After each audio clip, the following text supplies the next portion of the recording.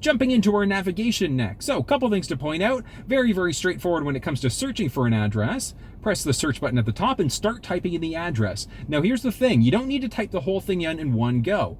We can go nice and slow, starting off typing the address and then giving it a second. Because what's going to happen is it's automatically going to complete the address for us. Pressing that in, as you can see, it's going to now... There we go, perfect. So it's recognized the location, and now we can either save it as a favorite by pressing the star, or we can hit start to begin the navigation. Obey traffic laws, be alert, and use voice commands while driving. Perfect. Please proceed to the highlighted route, and then the route guidance will start. Okay, so very, very straightforward. In order to be able to cancel the route out, what we're going to do is press the X button at the top, and yes, we want to cancel that route. So it takes a second there. Now we can bring our controls back up and jump into our menu.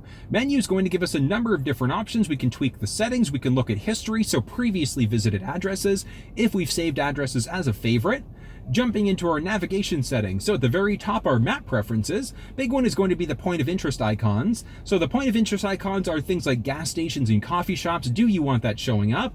The breadcrumbs are interesting. So breadcrumbs essentially keeps track of where you're traveling and it shows it to you in the map. So really, really neat setting there. Route preferences gives us the ability to go between our fastest, shortest, or the most eco-friendly route. We can also avoid toll roads, freeways, things like that. So if you have a preference to not drive on toll roads, you've got the ability to select that. When it creates the map for you, it's going to take your preferences into account.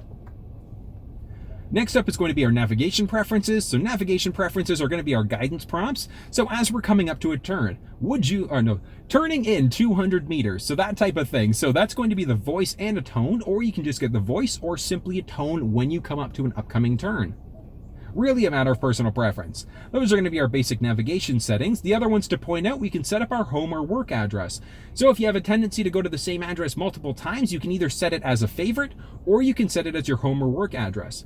One of the benefits of setting that address is that if you press the voice button on the steering wheel, you've got the ability to say navigate home, navigate to work, etc., and it's automatically going to set up the route for you based off of the saved address. That's going to be the basics of the navigation.